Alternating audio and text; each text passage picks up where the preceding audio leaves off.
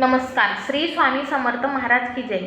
नृसिंगराव भोसलेंच्या सांगण्यावरून स्वामी महाराज अक्कलकोटला निघाले. पण आपण गौड गावाकडून निघू असं ते स्वामी म्हणाले व तिथं एक मृत गाढव आहे, त्याला एका सापाने दंश केलेला आहे, म्हणून आपण त्या गावाकडून जाऊ असं त्यांनी सांगितले. त्या गाढवाकडे जाऊन स्वामींना त्या गाढवाची करुणा आली, दया आली आणि स्वामींनी त्याच्या पाठीवरून हात फिरवला. थोड्या अंतरावर जाऊन उभे राहिले.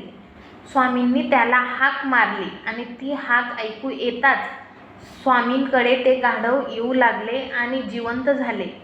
मग हे सर्व जे काही प्रसंग होता हे सर्व गावातील लोक बघत होते आणि हे काय, स्वामींनी त्या गाढवाला जीवदान दिले, त्याच्यावर करुणा दया केली, कृपा केली. मग सर्वांनी स्वामींचा जय जयकार केला आणि स्वामींचे पाया पडू लागले.